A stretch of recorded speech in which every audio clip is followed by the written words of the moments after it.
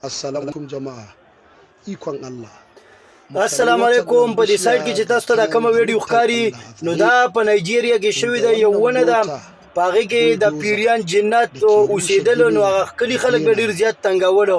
نو بیا هغه کسانو انتظامي والا ته شکایت کړی دی چې لکه په دې ونه کې پیریان دي او دا وباسئ، دې موږ ډېر زیات تنګ کړي وو.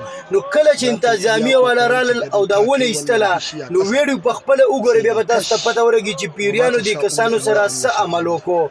نو ګوره د چا کور ورانول نه پکار، دغه هم د الله پاک مخلوق دی چې پردي سل کور ورانوي نو خپل ته یو نشي آباد کولی.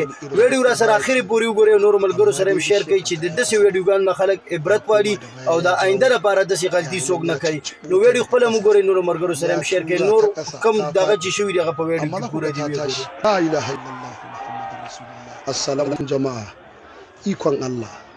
Mu kalli watan nan bishiya ga ta nan halittar Allah a tsaye, inda wannan mota bulldozer da ke rushe gine da benaye take ƙoƙarin kai ta ƙasa. Jama'a suna tsaye suna kallo. Ikon Allah, za ka ga yadda motan za ta yi iya ƙoƙarin ta ganin ta kai wannan bishiya ƙasa, sai dai kash wa ma ta sha'una illa an ya sha Allah. Za ta yi iya ƙoƙarinta, ga nan za ku ga tana sa ƙarfinta har hayaƙi take tana fitar da wani irin baƙin hayaƙi, amma dai bishiyar ba ta kai ƙasa ba.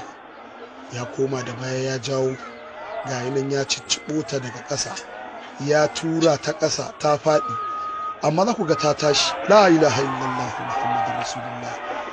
Ta ƙara miƙewa, ya ƙara komawa ya ɗibo daga ƙasa gaba ɗaya har jijiyanta ya tura da nufin ya cire ta kenan, amma za ku ga yadda za ta ƙara miƙewa cikin hukuncin Allah kuma ta dawo ta tsaya kyam yadda take. Allahu akbar, kaga ikon Allah. Ya ƙara komawa daga baya, jama'a na kallo, ya ƙara tura ta ƙasa a karo na uku, ya tura ya yadda ita ta kwanta ƙasa, amma da ya koma kuma za ta ƙara dawowa cikin hukuncin Allah wannan bishiya ta miƙe daga inda take.